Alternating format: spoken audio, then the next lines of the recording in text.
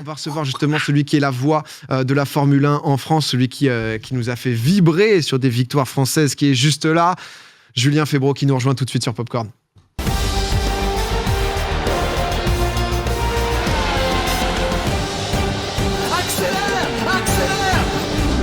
La semaine dernière, Joker est arrivé avec des cadeaux. Je me suis dit, si je viens sans, je vais passer C'est un très très bon résultat. Ceux-là, ils ne sont pas sur le merchandising canal, on les sort que pour les amis. Donc, comme vous êtes merci. Attends-toi, je t'ai mis un aide parce que il y a les bonnes tailles et tout. Incroyable. C'est magnifique, merci. Accélère. C'est un plaisir en tout cas de te recevoir. Julien, c'est vrai que depuis 2012, t'es la voix donc du coup française justement de la Formule 1. Comment ça va déjà ? Ça va super bien. Moi, c'est un grand plaisir d'être ici. Je connais certains d'entre vous. On a déjà eu l'occasion de se croiser sur des pistes de karts. Et quand je dis se croiser, on s'est croisés. Et voilà. Et j'ai découvert l'univers de Twitch il y a quelques temps, il y a une année à peu près. Et j'avais deux targets. Faire un truc avec Gotaga, on l'a fait, et te rencontrer et venir sur Popcorn. Donc ce soir, j'arrête ma carrière. Game. Terminé. Non, mais il y a énormément de gens justement qui t'avaient demandé aussi, ça fait quelques temps qu'on en parle, donc un vrai plaisir de t'avoir. On va parler forcément Formule 1 sur une saison. Si tu devais la résumer, la saison jusqu'à présent en un mot, qu'est-ce que tu dirais ? Historique. À ce point ? Honnêtement, on est sur une saison historique. On n'a pas vu depuis longtemps une bataille aussi serrée. Allez, Max. Avec deux pilotes, Lewis Hamilton, Max Verstappen, qui sont au sommet de leur art en pilotage, qui ont deux machines qui se valent. Il y a une Mercedes, une Red Bull. Et chaque week-end, tu ne peux pas dire qui va gagner la course. C'est impossible. Tout le monde me dit, donne-moi un prono. Déjà, j'aime pas trop ça, mais je peux même pas le faire aujourd'hui. C'est impossible de savoir qui va gagner la prochaine course et donc qui va gagner le championnat. On est sur une saison historique qui fait penser à Prost-Senna à l'époque, Lauda Hunt, il y avait eu un film Rush qui avait existé là-dessus. Vous verrez que dans 20 ans, il y aura un film sur la bataille Hamilton-Verstappen. On s'en rend pas compte parce qu'on le vit en ce moment. C'est toujours après qu'on se rend compte des choses. Mais on vit une année historique en Formule 1. Le moment le plus marquant, là, justement, dans cette saison, pour toi, ça a été quoi, là ? Il y a eu un moment très chaud où il y a eu un accrochage parce qu'évidemment, ils sont tout le temps l'un contre l'autre. Donc, ils le sont au championnat et ils le sont en piste. Et il y a eu un accrochage Verstappen-Hamilton où la voiture de Verstappen est retombée sur celle de Lewis et où ça lui a d'ailleurs un peu tassé la tête dans la voiture. Heureusement, il lui est rien arrivé de mal, mais ça montre qu'il ne lâche rien parce qu'à ce moment-là, Lewis, ça faisait plusieurs courses qu'il laissait un peu Verstappen prendre des risques et il ouvrait la porte, comme on dit. Et là, il a dit, j'ouvre pas la porte. Et bien, la porte, elle s'est refermée sur les deux et ils ont abandonné tous les deux. Mais ça peut se reproduire d'ici la fin de l'année. Et ouais, ça, c'était un moment chaud, mais on en a eu plein des grands moments et je pense que jusqu'à la fin de l'année, on va en vivre encore. Parce que là, du coup, il y a 12 points d'écart entre Verstappen et Hamilton. Il reste combien ? 3 Grands Prix ? 5 courses. 5 courses, pardon. Ouais. Toi, c'est vrai que tu viens de nous le dire, t'aimes pas trop les pronostics. Xari, t'étais quand même plus Max Verstappen, toi ? C'est pas que j'aime mieux Max, mais il a trop gagné, Lewis. Ouais. Il a eu trop d'années faciles, tu vois, où il avait la meilleure voiture. Il est excellent, évidemment, on lui retire rien, mais quand t'es excellent sur la meilleure voiture et que t'as pas trop de concurrence, ça enlève un peu de charme. Et du coup, je me dis, j'aimerais bien que là, Verstappen, gagne. Comme ça, ils reviennent l'année prochaine, ils sont encore plus... Hugo, ouais, en même temps, là, je trouve qu'on a déjà une saison qui est suffisamment riche pour qu'il n'y ait pas ce truc de suprématie d'un Hamilton et tout. Et moi, c'est la première saison que je suis vraiment à fond. Et c'est un gros kiff de chaque week-end se dire que ça peut rebasculer d'un côté comme de l'autre. Et c'est incroyable, quoi. Et toi-même, Julien, justement, sans prono, est-ce que tu arrives à justement garder une impartialité totale au-delà de peut-être pour les Français quand même, on a pu voir ça. Oui, bien sûr, parce que les moments étaient historiques aussi quand il y a eu des victoires françaises. Oui, on est impartial parce qu'honnêtement, on n'a pas de favori. Enfin, moi, j'en ai pas. En tout cas, tout ce que je veux, c'est que ça aille au bout, au dernier Grand Prix à Abu Dhabi, que dans le dernier tour, on découvre seulement à ce moment-là qui va être champion. Le meilleur scénario. Mais ouais, bien sûr. Que ce soit Lewis ou Hamilton, pas de favori ici. Que ce soit Lewis ou Max, peu importe, du moment que ça aille jusqu'au bout, ils l'auront mérité l'un comme l'autre. Et je pense que si c'est Lewis, ce sera peut-être le plus beau titre de sa carrière, en tout cas le plus disputé. Et si c'est Max, ce sera un premier titre mondial. Il court après depuis tellement longtemps. Il faut savoir que c'est Max, un pilote qui n'a vécu que pour ça 365 jours par an depuis qu'il est gamin, qu'il a été élevé à la dure par son père qui était un ancien pilote de F1 qui n'hésitait pas à lui mettre des coups, malheureusement, ce que évidemment on proscrit absolument, mais c'est comme ça qu'il a été élevé, à la dure, et ce qui fait qu'aujourd'hui il a une histoire assez hors norme. Donc L'histoire sera belle de toute façon, quel que soit le champion. On est un peu obligé d'en parler parce qu'il y a eu une série qui a quand même pas mal bouleversé le monde de la Formule 1 et j'imagine beaucoup de gens aussi qui ont vraiment découvert ce sport à travers Drive to Survive, du coup sur Netflix. On a entendu récemment là justement que Max Verstappen a décidé, il a dit justement que Netflix inventait beaucoup de choses, qu'ils ont créé des rivalités qui n'existaient pas. Il a donc décidé de ne plus faire d'interviews avec eux. Est-ce que justement Netflix a vraiment terni son image, on va dire, l'a mis dans ce vilain petit canard Je suis pas sûr, mais faut dire deux choses. Un, bravo à Netflix, ils ont fait du bon boulot, ça a amené plein de gens à la F1, franchement bravo. Par contre, effectivement, là où je rejoins Max, c'est que je l'ai regardé comme tout le monde, c'est la base de mon travail aussi de voir ce que fait la concurrence, et ça m'a ennuyé parce que ils ont beaucoup scénarisé les choses et ils ont joué avec les chronologies pour inventer des histoires. Et ça, je dis là les gars, c'est pas très bien, c'est pas cool d'avoir joué comme ça parce que pour faire, en l'occurrence sur Romain Grosjean, ils lui ont beaucoup tapé sur la tête et en jouant avec une chronologie qui était fausse. Donc ça, c'est dommage. Donc effectivement, ce que dit Max est respectable. Maintenant, est-ce qu'ils ont fait lui un vilain petit canard ? Non, mais Max, on sait quand il est en piste, c'est un chien, il lâche rien. C'est son caractère, bon, c'est comme ça. T'as senti une différence, parce que j'imagine que toi aussi, t'as les coulisses aussi de ce qui se passe dans les paddocks, etc. Est-ce que c'est joué justement avec le montage, etc. Ou est-ce qu'il y a des trucs qui ont vraiment été quand même au-delà de, pas inventés, mais pas loin, quoi? Oui, non, globalement, c'est ce qui se passe en Formule 1. Oui, il y a des rivalités. Mais encore une fois, quand tu mets un événement, tu l'avances dans le temps juste pour appuyer plus fort sur la tête de quelqu'un, ça, c'est pas cool, ça se fait pas, c'est pas du journalisme. Parce que c'est clair que sur... Hugo ? Non, mais c'est une question moi, que je me posais et j'avais eu l'occasion d'en parler avec Cyril Abitboul qui était du coup... à la tête de Renault il y a peut-être 3 ans maintenant, enfin ça 2-3 jusqu'à l'année dernière, c'est récent, encore, c'est encore très récent et lui je lui ai posé la question de comment est-ce qu'il avait vécu cette exposition avec la série et il m'avait clairement expliqué que c'est une exposition qui est pas forcément attendait pas forcément non plus au début de la série et qui est très centrée quand même sur les incarnations et sur les personnes, à faire naître des personnages comme tu as des personnages dans une série ou dans un film avec des gens que tu vas aimer, des gens que tu vas moins aimer, exactement, une dimension de fiction, peut-être moins de journalisme du coup, ce qui ressort pas mal. Et moi la question que je me posais aussi, c'est que mon intérêt pour la F1 est quand même assez récent, ça a été avec la série et maintenant évidemment avec Canal tous les week-ends, mais il y a ce truc de j'ai l'impression qu'en F1 les pilotes se lâchent quand même plus. Tu vois, quand tu vois des Verstappen ou des Hamilton qui vont lâcher des posts un peu crus en disant il aurait pas dû faire ça, ça c'est pas des moves qui se font ou quoi. J'ai l'impression qu'on a quand même moins ça dans le football. Comment est-ce que toi tu le vois ? Est-ce que c'est quelque chose qui a évolué dans le temps ? Est-ce que ça a toujours été comme ça ? Cette parole assez crue, et encore, même si j'imagine qu'ils se disent pas tout publiquement, ça me paraît quand même, ils ont l'air assez directs dans leurs propos, quoi. C'est plus direct que ça ne l'a été. Moi, je travaille en F1 depuis 2005. La F1 est sur Canal depuis 2013 et on a vu une évolution où les attachés de presse ont un peu lâché la grappe aux pilotes. Ils savent ce qu'ils ont à faire parce qu'ils représentent des grosses marques mondiales, etc. Mais on leur laisse beaucoup plus de spontanéité. On voit aussi une jeune génération qui débarque avec les George Russell, les Lando Norris, les Charles Leclerc, Max Verstappen qui reste encore jeune. Et effectivement, aujourd'hui, on les laisse parler parce que les gens, et j'ai envie de dire à l'image des réseaux sociaux et de Twitch, etc., on veut une liberté de parole et un ton réel avec les gens. Ils l'ont tous compris et ils le font. Et c'est ouf parfois d'avoir des pilotes qui vont dire on n'a pas été bon là-dessus, c'est pas normal, ma voiture était pas prête, et qui se lâchent comme ça, y compris parfois face à leur propre écurie, quoi, leur propre équipe, et c'est ouf. Ouais, c'est ça qui est fou peut-être par rapport à d'autres sports où justement ça protège un peu justement. Là, c'est vrai que tu as cette rivalité aussi qui est propre à la F1 justement par rapport... Même entre coéquipiers, des fois ça se tire des petites balles alors que ils sont à côté et ils sont en mode... Mais oui, le premier adversaire, c'est le coéquipier de toute façon. Donc, parce qu'il a la même voiture, donc techniquement, il a la même voiture. Donc, il est censé faire. S'il est meilleur que toi, c'est qu'il est meilleur tout court. Si tu performes moins, forcément, c'est qu'il y a peut-être une raison. Tu parlais juste avant de Romain Grosjean. On se souvient, donc c'était le 29 novembre dernier. Romain Grosjean qui avait subi un crash qui était extrêmement impressionnant. Je pense qu'on l'a tous dans nos mémoires. Toi, tu as commenté ça en direct. Il y a quasiment eu 2 minutes justement entre le moment du crash et le moment où on a revu des images de Romain en vie. Il s'avère que tu étais avec lui justement ce week-end pour commenter. Comment est-ce que tu as vécu ce moment de voir un proche au final et d'être dans ce moment de suspens ?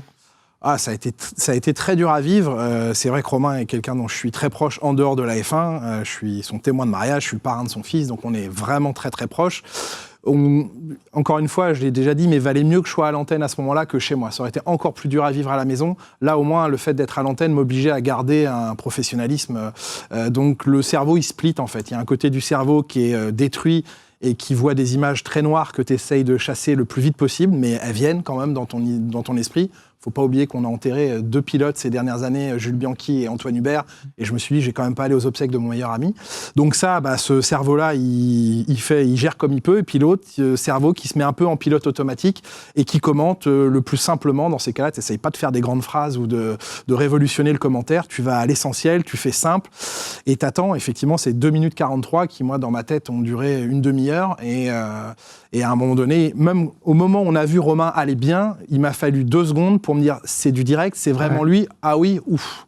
Et voilà, mais ça a été terrible et on a de la chance qu'ils soient encore là aujourd'hui, clairement. Ouais, clairement, Romain Grosjean qui du coup est aux États-Unis en IndyCar, qui est pilote là-bas, et d'ailleurs ça se passe très très bien, ce que j'ai compris, et qui aussi, du coup, comme je disais, commente il est consultant avec toi. Là justement, ce week-end, c'était le Grand Prix d'Austin, aux États-Unis.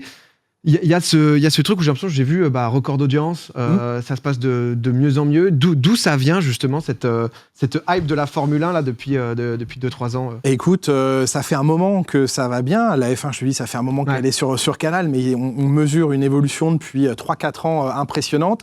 Je vais dire très très modestement, peut-être qu'on fait bien notre boulot sur Canal. Donc, clairement. Et puis, on essaye de raconter des choses vraiment intéressantes aux gens, d'être très immersif. On fait beaucoup de documentaires aussi, donc les gens ont une continuité. Moi, à ma petite échelle, j'essaye d'entretenir le lien avec les fans de F1 le plus souvent possible. Donc, on s'est lancé sur Twitch, alors à notre tout petit niveau par rapport à vous, mais on a lancé des débriefs sur Twitch, sur d'autres réseaux sociaux.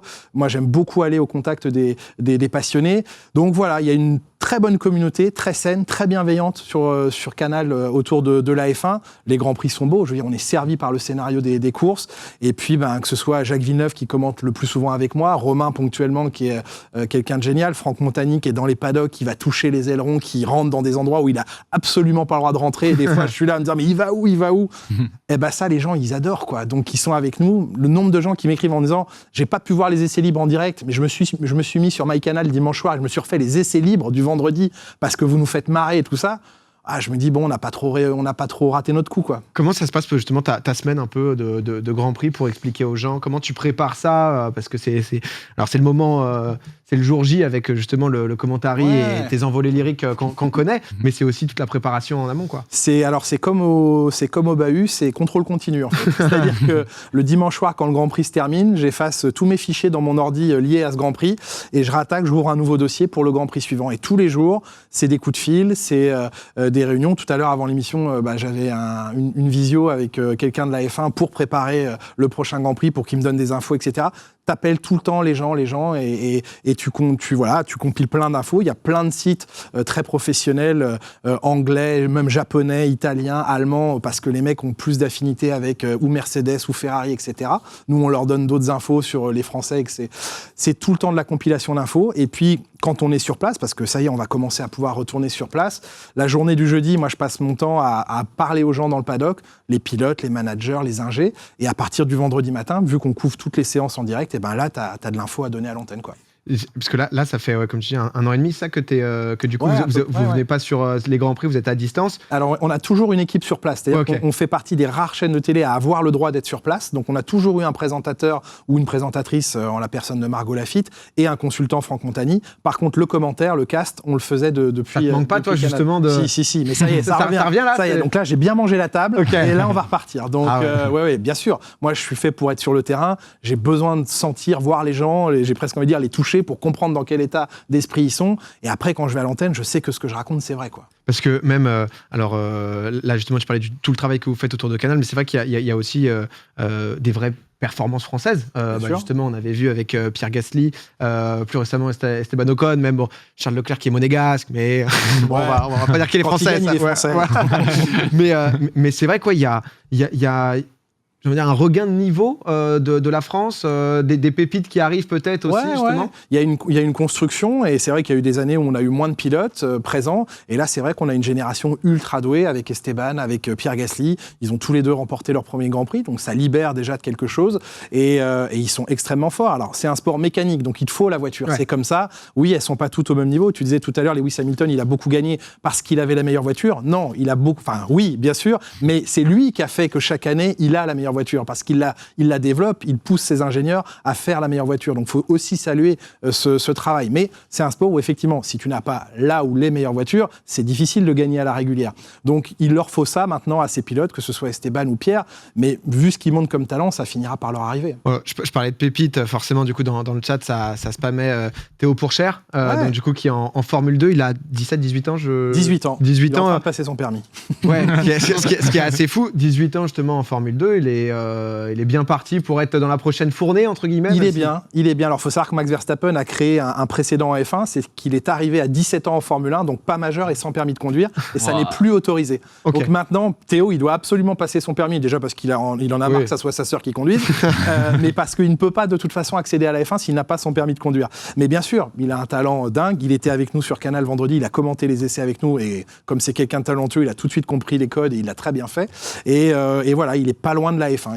Il faut un alignement de planètes. Hein. Ouais, c'est-à-dire, il y a 20 places dans le monde, il faut bien se rendre compte que la F1, c'est 20 places. C'est-à-dire que tu as plus de rois et de reines en activité sur la planète en ce moment que de pilotes de Formule 1 sur une grille. Non, mais voilà, c'est bonne tout. Comparaison. Ouais, je la choisis souvent, mais parce qu'elle est parlante, tu vois. C'est vraiment limité en termes de places. Surtout qu'il y a des places qui sont impossibles à il y a beaucoup de places bouchées. Quoi. Bien sûr. Donc, il faut être prêt et au moment où il y a une place, il faut vraiment être là et peut-être que vous avez une chance d'y aller. Mais comment tu fais en Formule 2 quand tu es champion de Formule 2 ? Tu dois du coup temporiser dans un autre championnat, comme Pierre Gasly, il est allé au Japon, ce genre de truc. Là, on en discutait avec Théo. On en est presque à espérer, si jamais il n'est pas pris en F1 l'année prochaine, qu'il ne gagne pas le titre cette année. C'est quand même paradoxal parce que si tu gagnes le titre en F2, tu n'as pas le droit de revenir. Donc, il faut trouver autre chose. Du coup, tu dois temporiser. Donc, tu dois temporiser. Et du coup, tu peux t'éclipser. Si jamais, s'il n'a pas le volant, il reste un volant à prendre pour l'année prochaine en F1. S'il ne l'a pas, il faudrait presque qu'il ne gagne pas la F2 cette année pour refaire une saison. Il y a des exceptions. Cyrus, je sais que toi, tu suis pas trop Pas du tout. Pas du tout, même la F1. Ouais. T'as quand même entendu parler d'un nom. Schumacher. Non, pas celui-là. Ah ouais, Mazepin. Ouais.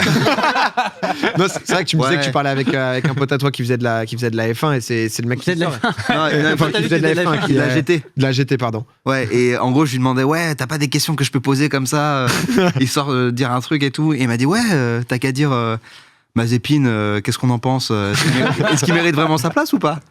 Ouais, c'est difficile à dire. Nikita Mazepin, donc c'est un pilote russe, c'est sa première année et concrètement, son père a quasiment racheté l'écurie dans laquelle il est. Bah oui, il faut des moyens pour aller en F1. Donc est-ce qu'il a le niveau des autres pilotes en F1 aujourd'hui ? Non. Est-ce que c'est un mauvais pilote ? Non, parce que sinon il n'aurait pas passé les étapes précédentes. Maintenant, il est associé au fils de Michael Schumacher dans la même écurie, donc Mick Schumacher, le fils de Michael et son coéquipier, qui est le Thor, il n'y a pas de mystère, il est beaucoup plus rapide que lui. Maintenant, est-ce qu'il faut se déchaîner sur Mazepin ? Ouais, il a fait un peu sourire tout le monde. On l'a surnommé Mazespin, donc le gars qui fait des spins. Mais voilà, il y en a eu plein des fils de milliardaires. Il y a un autre cas, un jeune qui s'appelle Lance Stroll. Son père s'appelle Lawrence Stroll. Il est multimilliardaire. Il a acheté toutes les écuries de son fils et aujourd'hui, il est en F1. Quand Lance est arrivé en F1, on a beaucoup critiqué ce choix et il se trouve qu'aujourd'hui, il n'est pas si mauvais que ça. Donc, si on leur laisse un peu de temps et un peu de chance, certains peuvent quand même se révéler, même s'ils sont blindés d'argent. Oui, parce que même si, là, eux, ils ont réussi grâce à l'argent, ils nous plient tous, quoi. Ouais, mais à un moment donné, c'est pas une valise qui tient le volant, ça, donc ça reste quand même. Il y a la question par rapport au top 20, et c'est ça qui fait aussi la particularité, justement, forcément, du sport automobile, qui est potentiellement un sport qui parfois te demande justement de l'argent à l'entrée. Parce que là, il y a 20 pilotes, mais il y a quelques années, il y en avait 22, 24. Il y a une limite ou... Oui, on pourrait avoir plus d'écuries aujourd'hui, mais voilà, c'est en train d'arriver. La F1 est vraiment sur une hype. Oui, absolument. Porsche est potentiellement en train d'arriver en Formule 1 à l'horizon 2025 ou 2026. Donc c'est une bonne nouvelle. Ça veut dire que c'est très attractif. Ouais. En écurie en plus. Donc pour remonter à 22, c'est qui ? C'est la FIA qui. Oui, les règlements permettent d'avoir encore 2 écuries au moins en plus. Okay, donc il y a une possibilité pour un grand constructeur d'arriver en tant qu'équipe. Question de noob, genre par exemple Tesla, c'est impossible en écurie ? C'est une bonne question en fait. Je ne sais pas s'il y a de l'électricité aujourd'hui dans les moteurs de Formule 1. C'est des moteurs hybrides, donc à la fois des moteurs thermiques et des moteurs électriques. Donc est-ce que Tesla demain voudrait venir ? Eux, ils font que de l'électrique quand même. Hein. Donc je ne sais pas, avec un moteur de fusée peut-être. À voir. C'est une bonne question. Sur la Formule. Il aurait les moyens. Formule 1. Ouais, Formule E, je crois aussi qui. Ouais, qui est tout électrique. Ouais. Mais on parle forcément sport automobile. Ça se sent que toi, t'es passionné alors de Formule 1, mais pas que. On parlait de pépites, on parlait de France ce week-end, Fabio. Quartararo, donc du coup champion du monde de MotoGP. Ouais. Tu suis aussi beaucoup, toi, justement, tous les autres sports autour du sport automobile? Ouais, bien sûr. Ce qui est arrivé à Fabio, c'est un truc incroyable. On a vécu, puisque le championnat de moto est sur Canal, donc on a tremblé, vibré pour lui. Et en plus, c'est quelqu'un de bien, donc ça gâche rien. Il y a eu des champions du monde en Formule 1 où on s'est dit, c'est cool pour lui. Mais bon, voilà, ça nous est pas rêvé. Regardez autour des années 2016. C'est très précis, 2016. Les années 2016. Je vais dire entre 2015 et 2017. Voilà. Mais ouais, pour lui, c'est génial. C'est un mec super. 22 ans, il est champion du monde de MotoGP. Il a bien construit son truc. Il le mérite à fond. Il adore la F1. D'ailleurs, il y a beaucoup de passerelles entre les deux univers. Les pilotes F1 ont énormément d'admiration pour les pilotes MotoGP, pour les pilotes de rallye. Et la réciproque est vraie aussi. Moi, j'ai eu la chance de connaître Fabio il y a un peu plus de 2 ans maintenant. Je l'ai emmené sur des circuits de Formule 1 en essai privé. Et je me dis, ce mec roule à 350 km/h sur 2 roues. L'épaisseur de la roue, c'est ça. Hein. Et je l'emmène en bord de piste à Barcelone. On regarde passer les F1. Il me fait, c'est dingue ce qu'ils font. Non, mais toi, tu peux pas dire ça. Et dans le virage, là, penché, couché. Je dis, mais toi, tu fais 100 fois plus risqué. Il dit, non, mais moi, là, j'hallucine, quoi. Donc, c'est dire, ces mecs-là sont d'une passion et d'un respect pour le pilotage. Et ça fait plaisir à voir. Non, mais c'est juste beau. Bravo, monsieur Fabio, quand même. On n'est pas dégueu. Hein. On parlait de rallye, là. Sébastien Loeb, Sébastien Ogier, on a tous les titres, quoi. Donc, en rallye, on déroule, quoi. On pèse sur le game. On maîtrise, tout simplement. Tout à l'heure, tu nous parlais de Twitch. J'ai cru comprendre que, du coup, il y a Canal qui est arrivé sur Twitch où vous faites une émission. Mais avant, toi, tu avais essayé de stream aussi en solo, c'est ça? Exactement. Moi, ça fait, je vais dire, 2 ans que j'observe cet univers. Ça me passionne, ça m'intéresse beaucoup. J'ai rencontré des gars qui font du stream. Je pense notamment à mon camarade dont le nom ne vient plus à l'instant, mais c'est pas grave, Yanou. Yanou. C'est à Yanou, parce que j'avais Code Jordan en tête. T'inquiète. Voilà. Mon Yanou, excuse-moi, mon Yanou, je t'aime. Donc Yanou, c'est lui le premier qui m'a mis le pied à l'étrier. Et un soir, j'ai un peu dégoupillé. Je me suis dit, vas-y, j'avais acheté le matos et tout. J'ai dit, on fait un stream, on verra bien. Et puis pareil, il y a une affluence à mon échelle importante. Il y avait, 4-5 000 personnes présentes. Donc pour moi, je dis, c'est fou, quoi. Premier stream. Et à Canal, dans la foulée, ils m'ont dit, OK, il faut qu'on y aille. C'est un bon truc à faire. Vas-y, aide-nous. On se lance. Et donc, on a lancé la chaîne Canal Plus Sport sur Twitch. Donc, on fait des débriefs le lundi après les Grands Prix de F1. J'essaye d'avoir des invités. Et c'est vraiment bien parce que les pilotes, tu peux les tutoyer à ce moment-là, même des patrons d'équipe, ce qu'on ne fait pas en télévision. C'est d'autres codes. On t'impose justement ce truc-là, par exemple, de quand tu connais très bien un pilote, de le vous voyez parce qu'on est à la télévision? Moi, je me l'impose. Okay, c'est-à-dire d'accord. que, alors, c'est comme ça, c'est une habitude, et je me l'impose parce que je trouve que tutoyer à la télévision, en tout cas quelqu'un qui est près de toi, c'est un peu exclure le téléspectateur. Après Twitch, c'est autre chose, c'est une autre ambiance, on répond directement aux gens sur un chat, etc. Là, on peut se permettre de le faire. Je trouve qu'à la télévision, ça devient un peu juste toi et moi, et puis vous êtes... dans votre coin. Et ça m'embête. Vous n'êtes pas mis avec lui. Donc c'est une convention de se vous voyez. Et plein de gens me disent, mais pourquoi tu vous vois Jacques à l'antenne, Romain que tu connais très bien, Théo qui a 18 ans. C'est comme ça, c'est une convention. Et quand on est sur Twitch, on peut se permettre de ne pas le faire, et c'est comme ça. Donc c'est vrai qu'on se fait plaisir. Ça te rajoute un boulot monstre, non, quand même. De quoi? De vous voyez? Non, de faire le stream en plus, le débrief, alors etc. C'est là que je me suis rendu compte, et on s'est beaucoup rendu compte à Canal que c'était compliqué à monter. Par contre, à l'instant où tu lances le live, ça c'est un bonheur monstrueux parce qu'on se fait plaisir. On a les F1 e-sport aussi, donc ça c'est cool parce que maintenant on diffuse du e-sport sur la chaîne Twitch de Canal Plus Sport. Demain soir et après-demain, on diffuse les courses, la deuxième salve de Grand Prix. Donc, et on s'amuse bien, quoi. Okay. Et c'est facile de choper les gars au téléphone ou en visio juste après. Enfin, c'est vrai qu'une fois que le live est lancé, je trouve qu'il y a un confort qui est vraiment sympa. Ouais, on va justement, c'est vrai que voilà, tu vois. mais c'est vrai que là, tu vois, Romain Grosjean, il me rappelle au téléphone, ce que tu ferais jamais en télévision, c'est que là, je décroche, je mets le haut-parleur et je mets le micro, et on a Romain Grosjean au téléphone sur notre live, quoi. Non, mais c'est vrai que t'avais même fait des trucs qui étaient sympas, avec Yann, on en parlait, mais avec par exemple le Bouzeux, qui est un gros fan de sport automobile, etc. Et c'est pour aussi croiser les mondes, et ce qui est justement hyper sympa. Hydro, c'était la personne qui était juste à côté, non? Absolument. Et qui sera là avec nous demain soir encore pour les F1 Series. Tiens, petite question. Justement, je suis curieux parce que j'ai vu ça revenir. La F1 est un des seuls sports mixtes justement, il peut y avoir, le sport automobile, je pense au global. Rien n'interdit. Rien n'interdit. Où est-ce que ça en est? J'ai vu justement, je crois que c'était en Formule 3 qu'il y avait, je crois, des. Il y a une W Series qui existe pour les femmes aujourd'hui, qui est une compétition qu'on suit, mais à cette étape de leur carrière, donc c'est une compétition qui est réservée aux femmes. Alors certaines apprécient, d'autres disent au contraire, ça m'embête d'être mise dans une case juste avec les filles, mais ça leur offre aussi une énorme exposition, mais les monoplaces qu'elles utilisent, ce sont l'équivalent de Formule Renault. Donc, c'est-à-dire, pour faire simple, on va dire que tu as la Formule Renault, F3, F2, F1. Donc, elles sont encore à 3 divisions de la F1. Donc, c'est vrai qu'il y en a une principalement qui se détache à l'heure actuelle dans cette catégorie, mais tu peux pas imaginer passer immédiatement de la Formule Renault à la Formule 1. Donc beaucoup se disent, elle a gagné, donc elle mérite sa place en F1. C'est encore un peu tôt, mais effectivement, de plus en plus de femmes aiment la Formule 1. Nous, on le voit sur les audiences de la F1, c'est-à-dire qu'elles sont très, très en hausse, et il y a de plus en plus de femmes, de plus en plus de jeunes, donc ça nous fait très plaisir. Et des femmes qui s'intéressent à la F1, c'est des futurs pilotes de kart, jeunes, et qui vont monter les étapes complètement. Donc honnêtement, je vois rien d'impossible aujourd'hui. Je vois pas ce qui empêcherait une femme d'arriver à la Formule 1. C'est pas une question de physique, parce qu'elles peuvent avoir totalement le physique pour le faire. C'est une compétition physique, mais elles peuvent l'avoir. Elles sont pas moins bonnes conductrices que les hommes, ça c'est faux. Et je pense que ça va arriver.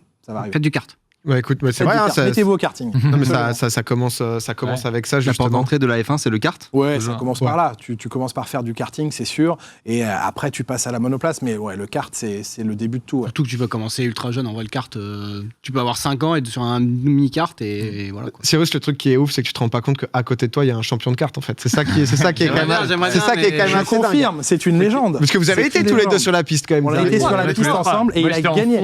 Moi, j'étais à l'arrière. J'étais 18ème, je pense. Xari, c'était une victoire devant Julien. Ouais, il m'a poussé 2-3 fois dans le décor. Pas du tout, je t'ai aidé à aller plus vite. Ça a coupé un peu la piste. C'est un bourrineur, comme on dit dans le milieu, mais c'est pas agréable. Mais écoute, Julien, c'est un plaisir de t'avoir en tout cas justement pour cette petite soirée.